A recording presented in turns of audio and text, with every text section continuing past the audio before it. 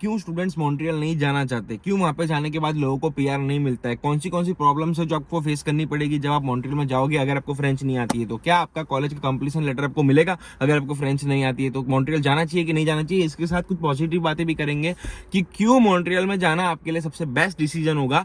लेकिन उसमें इफ ये होता है कि फ्रेंच फ्रेंच फ्रेंच, ठीक है, मॉन्ट्रियल है तो फ्रेंच की बात तो होने ही वाली है। मैं 2 साल मॉन्ट्रियल में रहा था, इसलिए मॉन्ट्रियल के बारे में काफी कुछ मुझे पता है। मेरा जो पहला कॉलेज था वो था सीजेप दिला के एसपीसी, जो था हेनरी बोरोसा का कैंपस में, और जो मेरा दूसरे साल का कोर्स था वो था सेनेका कॉलेज ऑन्टेरियो में। लेकिन सीन ऐसा था कि भाई उस टाइम पे कोविड था तो पूरी की पूरी जो मेरी स्टडीज थी वो ऑनलाइन निकली थी। सीजेप कॉलेज में हालांकि मुझे जाना पड़ा था कुछ लास्ट के कुछ 1 महीने के लिए, लेकिन जो सेनेका था वहां तो मुझे जाना ही नहीं पड़ा था, पूरी की पूरी जो मेरी स्टडी थी ऑनलाइन निकली थी, इसलिए मैं मॉन्ट्रियल में रहा था। तो कौन से मेन ऐसे बेनिफिट्स मुझे मिल रहे थे जिसकी वजह से मैं मॉन्ट्रियल में रहा, और कौन सी ऐसी प्रॉब्लम थी जो मैंने फेस करी, जो बहुत लोग फेस करते हैं, जिसकी वजह से फाइनली उनको मॉन्ट्रियल छोड़ के किसी और प्रोविंस में जाना पड़ता है, क्योंकि वहां पे पीआर नहीं मिलता है, क्योंकि वहां पे फील्ड जॉब नहीं मिलती है, क्योंकि वहां पे रहना हमारे लिए तकलीफदायक हो जाता है अगर हमको फ्रेंच नहीं आती है। तो ये सारी की सारी आज हम बात करेंगे।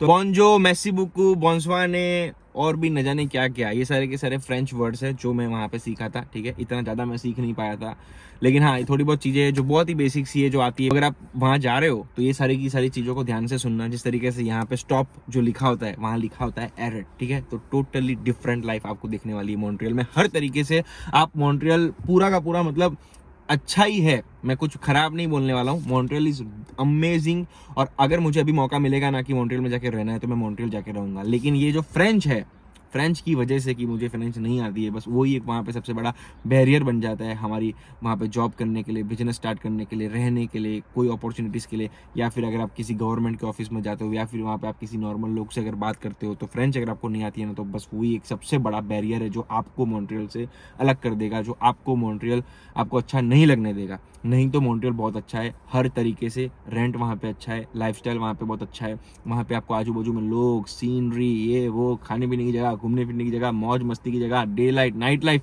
हर चीज़ मॉन्ट्रियल की अमेजिंग है। पूरे कनाडा में ऐसी लाइफ कहीं नहीं देखी है जो मॉन्ट्रियल में मैंने देखी थी। तो चलो सबसे पहले ये बात करते हैं कि अगर आपको फ्रेंच नहीं आती, अगर आप फ्रेंच नहीं सीखना चाहते, तो कौन सी प्रॉब्लम्स है जो आप मॉन्ट्रियल के अंदर फेस कर सकते हो। तो सबसे पहली प्रॉब्लम तो ये आएगी कि वहां पे जब आप पार्ट टाइम जॉब मांगने जाओगे तो जितनी भी फ्रंट डेस्क जॉब होती है, जो टीम हॉर्टन्स है, मैकडी है, सबवे है, रेस्टोरेंट इंडस्ट्री में, उसके अलावा जो गैस स्टेशन है, एसओ का, पेट्रो कैनेडा का, उसके अलावा कोई ग्रोसरी स्टोर है जैसे कि वॉलमार्ट है, लॉबलॉस है, ठीक है, प्रोविगो बोलते हैं लॉबलॉस को वहाँ पे, तो वो सारी जगह पे अगर आपको फ्रंट डेस्क जॉब करनी है, कैशियर वाली जॉब करनी है, जिसमें आपको डायरेक्ट कम्युनिकेशन करना है किसी कस्टमर से, वो जॉब आपको नहीं मिलने वाली अगर आपको फ्रेंच नहीं आती है तो। अब अगर मैं आपको बोल रहा हूँ कि कैशियर की जॉब वहाँ बिल्कुल आपको मिल नहीं सकती अगर आपको फ्रेंच नहीं आती है, तो ये बात बिल्कुल सही है, लेकिन पूरी तरीके से नहीं। क्योंकि मैंने वहाँ पे कैशियर का जॉब किया था, लेकिन कहाँ किया था मैंने, किसी वॉलमार्ट में, लॉबलॉस में, किसी बड़े मॉल में जाके नहीं किया था। मैंने वहाँ पे किया था एशियन, यानी कि जो अपना इंडियन ग्रोसरी स्टोर था वहाँ पे किया था। वहाँ पे जो कस्टमर आते थे वो हिंदी स्पीकिंग कस्टमर आते थे, तो वहाँ तो इंग्लिश बोलने की भी जरूरत नहीं थी, हिंदी में बात करोगे तो भी आपका काम चल जाएगा। तो वैसे जो स्टोर्स होंगे मॉन्ट्रियल के अंदर, वहाँ पे नो डाउट आप कैशियर का काम कर सकते हो, लेकिन कहीं और कैशियर का काम करना है किसी बड़ी चेन में नहीं कर सकते अगर फ्रेंच नहीं आती है तो। इसके अलावा और भी अगर कोई जॉब ऐसी लेनी है ऑफिस वाली, व्हाइट कॉलर, किसी भी तरीके की, तो वहाँ पे आपको ये सबसे बड़ा बैरियर आएगा कि अगर आपको फ्रेंच नहीं आती है ना, they will not consider you. वहाँ पे लोग बायलिंगुअल होना बहुत ज़्यादा मैंडेटरी है। आपको इंग्लिश नहीं आएगी चलेगा, लेकिन आपको फ्रेंच आनी चाहिए। इवन वहाँ पे मेरे साथ ऐसा भी एक सिनेरियो हुआ था कि मैं रोड पे खड़ा था, नया नया मैं आया था इंडिया से कनाडा के अंदर, मॉन्ट्रियल के अंदर, और जब मैं बस की राह देख रहा था तो मुझे पता नहीं था कि ये 95 नंबर की बस यहाँ जा रही है कि यहाँ जा रही है। तो मैं किसी को पूछ रहा था, जो अंकल मेरे बाजू में खड़े थे, तो वो अंकल ने मुझे बोला कि बोंजो मिजियो, आप नो इंग्ले ऐसा करके उन्होंने कुछ बोला, ठीक है, with all respect and regard. मतलब उन्होंने बोला कि भाई मैं इंग्लिश में बात नहीं करने वाला हूँ, इवन दो मुझे इंग्लिश आती है, लेकिन I will not speak with you in English, I just want to speak with you in French. You are in Quebec, you are in Montreal, you have to speak French. तो ये उनके clear words थे जो उन्होंने मुझे बोला था। और ऐसे एनकाउंटर सिर्फ मेरे साथ हुए हैं ऐसा नहीं है, वहाँ पे बहुत लोगों के साथ ऐसे एनकाउंटर्स होते हैं जहाँ पे उन लोगों को कभी ना कभी किसी ऐसी सिचुएशन में आना पड़ता है जहाँ पे दूसरे लोग उनको बोलते हैं कि बोंजो, ये है फ्रेंच वाला स्टेट, ये है क्यूबेक, ये है मॉन्ट्रियल, अगर आप यहाँ पे रहते हो, अगर आपको यहाँ रहना है तो आपको फ्रेंच आनी चाहिए। चलो मैं इनको बिल्कुल भी क्रिटिसाइज नहीं कर रहा हूँ, उनकी लैंग्वेज है, they are proud of that, वो अपना जो कल्चर है वो फैलाना चाहते हैं, ठीक है। हम उनके देश में जा रहे, लाइक हम उनके देश में नहीं बोल सकता, हम उनके स्टेट में जा रहे हैं, हम उनके प्रोविंस में जा रहे हैं, हम वहाँ पे जा रहे हैं जहाँ गवर्नमेंट ने उनको ये लीगल परमिशन दे रखी है, बिल 96 पास कर रखा है, जिसके हिसाब से वो डिमांड कर रहे हैं फ्रेंच की। अब वो पॉलिटिकल मुद्दा है, वो करना चाहिए कि नहीं करना चाहिए, हम उस पर नहीं जाते, लेकिन क्या आप वहाँ फेस करोगे, बस उस पर जाते हैं।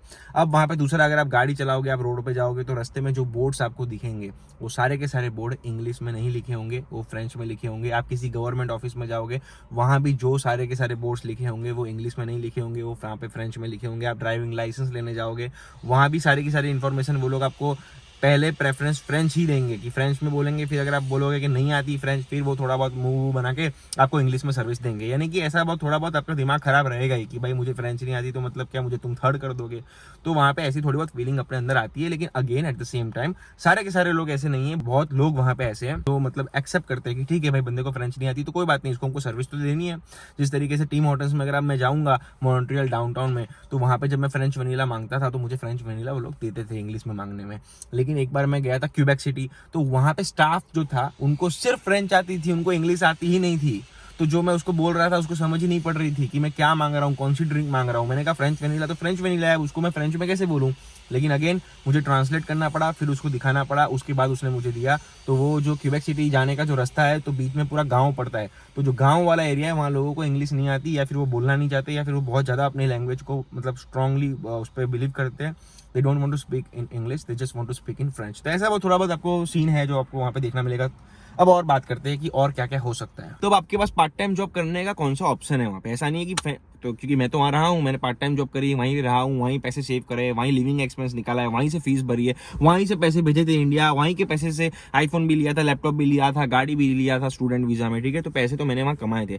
तो पार्ट टाइम जॉब किस तरीके की आप वहाँ कर सकते हो उसकी बात करते हैं। तो डायरेक्ट फ्रंट एंड वाली तो नहीं कर सकते, लेकिन उसके अलावा आप बैक एंड वाला काम कर सकते हो, जहाँ पे कम्युनिकेशन की कोई रिक्वायरमेंट नहीं है। फैक्ट्री में जाके फॉकलिफ्ट का काम कर सकते हो, जनरल लेबर का काम कर सकते हो, आप पिज़्ज़ा हट में जाके अंदर पीछे पिज़्ज़ा बनाने का काम कर सकते हो, लेकिन पिज़्ज़ा को पैक करके कस्टमर को देने का, ऑर्डर लेने का, वो काम आप नहीं कर सकते। यानी इन शॉर्ट टेक्निकल एकदम डिटेल में मैं नहीं जा रहा हूँ। तो ये सब काम आप वहाँ पे कर सकते हो। उबर इट्स की डिलीवरी करनी है, ये वाला काम भी आप वहाँ पे जाके कर सकते हो, ठीक है। देना है और लेना है। बोंजो बोलो, ऑर्डर पिक करो रेस्टोरेंट से, मेसी बुकू बोलो, दे दो कस्टमर को। मेसी बुकू बोलोगे and thank you very much, वो आपको टिप भी दे देगा। तो ये 2-3 वर्ड है, बोंजो, मेसी बुकू, बोंसवान है, ये सब मैंने याद कर रखे थे, जो मुझे वहाँ पे डे टू डे मेरी जिंदगी निकालने के लिए काम आता था।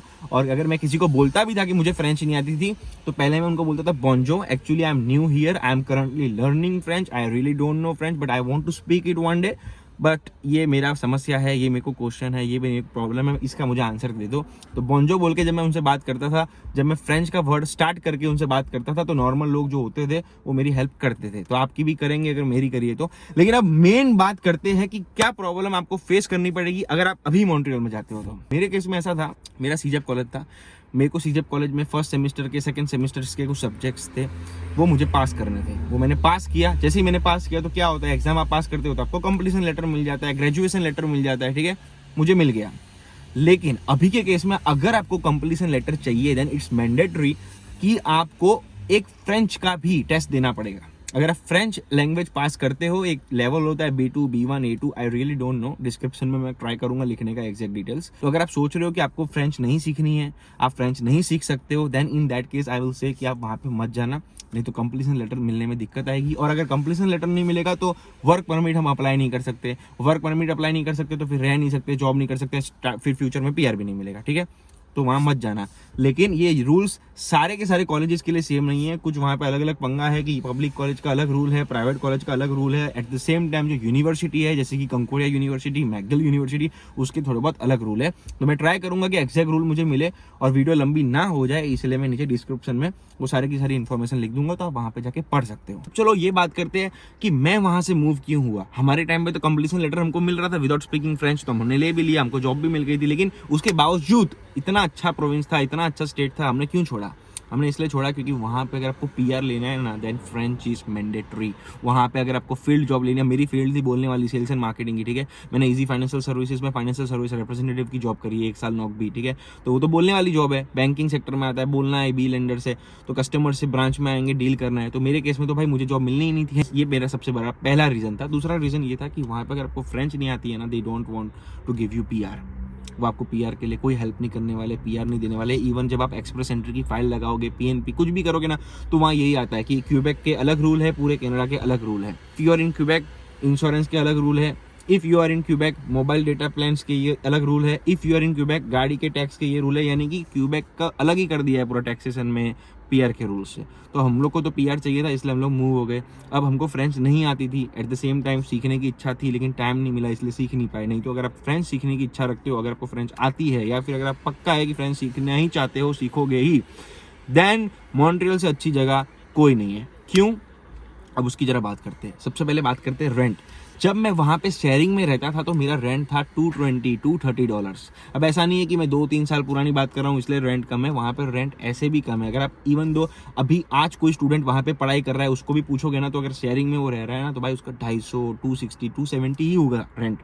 और मॉन्ट्रियल और अगर हम किसी दूसरी जगह की बात करें, जैसे कि हम ऑन्टेरियो की बात करें, तो ऑन्टेरियो में तो शेयरिंग का रेंट 450, 550, 600 शेयरिंग में इतना होता है। अब इसके अलावा प्राइवेट रूम की बात करते हैं, तो मेरा जो प्राइवेट रूम था उसका रेंट था 340, 350 समथिंग मैं पे कर रहा था। आज के टाइम पे अगर आप किसी को फोन करोगे तो वो बोलेगा कि भाई मैं प्राइवेट रूम का 350, 400, 450 इतना ही भर रहा हूँ। लेकिन at the same time if you are going to Ontario, here you have to pay 600, 700, 800, 900। Now if you talk about insurance policy, same गाड़ी Mazda 3, ये मेरे दोस्त की गाड़ी है, ठीक है, ये मेरी नहीं है। तो अभी जो मेरे पास गाड़ी है वो सेम गाड़ी Mazda 3 का मैंने थर्ड पार्टी इंश्योरेंस करवाया था, क्योंकि 2010 का मॉडल था, ठीक है। तो फिर पूरा इंश्योरेंस कराने का कोई मतलब ही नहीं है। तो उसका मेरा इंश्योरेंस आता था $58 every month, but here I am paying $450 every month. Same car है, खाली प्रोविंस चेंज करके वहां से लेके यहाँ लेके आया हूँ। अब गाड़ी ही 4500 की है, समथिंग कुछ ऐसी है, 4600 की मैंने ली थी। अब हर महीने में 450 पे कर रहा हूँ, तो एक साल में मेरा इंश्योरेंस 5000 का है, पर मेरी गाड़ी 4000 है। यहाँ पे ये सीन है, इस वजह से लोग प्रीफर करते हैं मॉन्ट्रियल में रहना, क्योंकि वहाँ पे आपको प्राइवेट रूम का रेंट कम है, शेयरिंग रूम का रेंट कम है, इंश्योरेंस आपका कम है। Plus eight the same time जब आप बाहर जाते हो सिटी में, डाउनटाउन में, तो आपको जो टोरंटो का डाउनटाउन है और जो मॉन्ट्रियल का डाउनटाउन है, उसमें आपको जमीन आसमान का फर्क लगेगा। अगर आप टोरंटो के डाउनटाउन में आते हो तो आपको लगेगा कि आप दूसरे इंडिया में आ गए हो, आप मिनी इंडिया में आ गए हो, हर जगह आपको इंडियन लोग दिखने वाले हैं, ठीक है। लेकिन अगर आप मॉन्ट्रियल के डाउनटाउन में जाते हो, देन यू विल फील कि भाई तुम कनाडा में आए हो। तुमको आजू बाजू में 2 इंडियन दिखेंगे, या अब तो पता नहीं शायद एक ही दिखेगा, और 99, 98 वहाँ पे कैनेडियन दिखेंगे, जो खास करके फ्रेंच कैनेडियंस होंगे वो दिखेंगे। तो पूरा एकदम फॉरेन कल्चर है भाई, लगेगा, थोड़ी वाइब ऐसी है। प्लस वहाँ पे जो बिल्डिंग्स बनी है, मॉन्यूमेंट्स है, जो वहाँ के चर्च है, अमेजिंग, एकदम खतरनाक कड़क फीलिंग आती है वहाँ पे जब आप डाउनटाउन में जाते हो। नाइट लाइफ जो है वहाँ की एक नंबर है। मजा करना हो, मस्ती करना हो, घूमना हो, फिरना हो, गाना हो, नाचना हो, गाना हो, हर चीज मॉन्ट्रियल से ज्यादा इंजॉय दूसरी कोई प्रोविंस नहीं करती है, दूसरा कोई एरिया, कोई सिटी नहीं करती जितने मजे वो लोग करते हैं वहाँ पे। अगर आपका कोई गाड़ी का, अगर आप कोई फेस्टिवल की बात करो, कोई गाड़ी के एग्जीबिशन की बात करो, कोई प्रॉपर शो की बात करो, कोई वर्ल्ड कप, कुछ भी खतरनाक चीजें वहां पे चलती रहती है। अगर आपको देखना हो तो मैं आपको एक लिंक डाल दूंगा, MTL ब्लॉग करके है इंस्टाग्राम में, वो लोग इस सारी की सारी इन्फॉर्मेशन देते रहते हैं। दोस्तों आज के व्लॉग में खास करके जो मैं मॉन्ट्रियल की बात कर रहा हूँ ना, मेरे को अंदर से एक अलग ही एक्साइटमेंट आ रहा है, क्योंकि मुझे आज भी याद है जब मैं 1 साल पहले मॉन्ट्रियल से मूव होकर ऑन्टेरियो में आया था ना, तो मुझे बिल्कुल अच्छा नहीं लग रहा था। एक वीक तो मेरा बहुत ज्यादा डिप्रेसिंग निकल रहा था, क्योंकि मॉन्ट्रियल इज मॉन्ट्रियल यार। लेकिन ये जो प्रॉब्लम है, मतलब प्रॉब्लम नहीं है कि मतलब मुझे फ्रेंच आती नहीं है, ठीक है, वो एक ऐसा पॉइंट है जिसकी वजह से मुझे मॉन्ट्रियल से मूव होना पड़ा। वो एक ऐसा पॉइंट है जिसकी वजह से बहुत सारे बच्चे मॉन्ट्रियल से मूव होकर किसी दूसरी प्रोविंस में जाते हैं। तो पहले के केस में, हमारे केस में ऐसा था कि आप वहाँ पढ़ाई करो, ठीक है, फिर पीआर के टाइम पे मूव हो जाओ, फ्रेंच नहीं आती है, it's good, because student life अगर आपको निकालनी है तो मॉन्ट्रियल से अच्छी कहीं नहीं निकलेगी। सेविंग भी हो जाएगी और जॉब बैकएंड वाली मिल जाती है थोड़ा बहुत एफर्ट मारने के बाद। ऐसा नहीं बोल रहा हूँ नहीं मिलती, मेरी तो पूरी लाइफ मॉन्ट्रियल से बनी है, मेरे को पूरा का पूरा पैसा सेविंग सब वहीं से हुआ है, ठीक है। तो दूसरा क्या है, फ्रेंच के डर से, फ्रेंच की वजह से बहुत बच्चे वहाँ जाते भी नहीं है, तो वहाँ जॉब अपॉर्चुनिटी हमेशा रहती है। तो हमारे केस में तो सिंपल था, 2 साल पढ़ाई वढ़ाई करनी, स्टूडेंट लाइफ निकालनी है, मजे से मॉन्ट्रियल में हमने निकाल ली थी, फिर हम मूव हो गए थे। लेकिन कंप्लीशन लेटर हमको मिल गया था, इस वजह से हमारा जो प्लान था वो सक्सेसफुल हो पाया। वहाँ रह के सेविंग्स करके, जॉब वॉब करके, मस्त डाउनटाउन मॉन्ट्रियल में घूम फिर के निकाली लाइफ, स्टूडेंट लाइफ बहुत अच्छी निकाली। लेकिन आज के टाइम पे कंप्लीशन लेटर में जो ये लोगों ने डाल दिया है ना बिल, कि आपको कंप्लीशन लेटर लेने के लिए फ्रेंच इज मैंडेटरी, तो वो एक जो प्रॉब्लम है उसकी वजह से क्या है, मैं आपको डायरेक्टली अब बोल नहीं सकता कि आप वहाँ जाइए, क्योंकि मान लीजिए आपने फ्रेंच सीखने की पूरी कोशिश करी, मेहनत करी, लेकिन आप नहीं सीख पाए, तो फिर आपको कंप्लीशन लेटर नहीं मिला, तो फिर आगे पूरा का पूरा पीआर का गेम, रहने का गेम आपका हिल गया ना। लेकिन हाँ, it's totally up to you. If you are thinking कि आप फ्रेंच सीख सकते हो, आपको फ्रेंच सीखनी है। और बायलिंगुअल होना बिल्कुल गलत नहीं, बहुत अच्छी बात है, क्योंकि अगर अब हम कनाडा में आए हैं तो हमको इनके देश में ही रहना है, ठीक है, यहीं पढ़ना है, बढ़ना है, आगे बढ़ना है। तो फ्रेंच सीखोगे तो हर जगह फ़ायदा होगा। मान लीजिए कि अगर आपका पे रेट 20 है इंग्लिश में, फ्रेंच सीखोगे तो 22 का होगा। किसी भी फील्ड में जाओ, बायलिंगुअल लिखोगे ना जब रेज्यूमे में, तो हर जगह आपको प्रेफरेंस मिलेगा। Plus eight the same time French की कैटेगरी बेस्ड ड्रॉ में भी है, तो फ्रेंच का जो लेटेस्ट ड्रॉ था वो था कुछ 410। तो जनरल का CRS 524 है, but if you know French then है 410। तो 100 पॉइंट्स का ये डिफरेंस है ना, ये तुरंत आपको PR दे सकता है। तो फ्रेंच सीखना हर तरीके से आपको फ़ायदेमंद ही साबित होने वाला है, चाहे आपको PR लेना हो, चाहे आपको अच्छी जॉब लेनी हो, चाहे आपको अच्छा पे रेट वाला जॉब लेना हो, चाहे आपको अच्छी सिटी जैसी मॉन्ट्रियल है वहाँ पे अपनी लाइफ बितानी हो, कम पैसा दे के, कम लिविंग एक्सपेंस से अमेजिंग लाइफ लेनी हो। वहाँ पे स्टूडियो था मेरा, ठीक है, स्टूडियो में भी मैं रहता था। $660 का स्टूडियो था। स्टूडियो यानी कि एक तरीके से हॉल और किचन और बाथरूम, बस इतना। तो 660 में पूरे घर की दरवाजे की चाबी मेरे पास है। जब मैं डोर खोलूंगा तो मैं अंदर एंट्री मारूंगा, कोई दूसरा बंदा अंदर नहीं होगा। फ्रिज में अगर मैंने दूध रखा होगा तो दूध फिर मुझे मिलने वाला है। बाकी शेयरिंग में यहाँ पे आप पूछ लेना, आप अपना दूध रखोगे, आपका रूममेट दूध पी जाएगा। आप केला लेके आओगे, आपका रूममेट केला खा जाएगा, ठीक है। प्लस आप गंदगी नहीं मचाओगे, आप सफाई करके जाओगे, शाम को घर आओगे, किचन फिर गंदा होगा बिकॉज आपका रूममेट या फिर आपका हाउसमेट गंदा कर देगा। तो ये जो है ना, ये फीलिंग कि भाई पूरे घर का जो दरवाजे की चाबी है वो मेरी जेब में है, ये अमेजिंग है, ठीक है। पूरे घर जैसी फीलिंग आती है। ये सारी की सारी फीलिंग लेनी हो ना तो Montreal is best. Cheaper rate में, सस्ते प्राइस में ये फीलिंग आप यहाँ ले सकते हो। स्टूडियो यहाँ भी मिलते हैं लेकिन फिर वो होंगे 1500, 1800, 2000, 2500 समथिंग, ठीक है। लेकिन वहाँ पे 660 का था मेरा, आज हो सकता है 800, 900 का हो गया हो।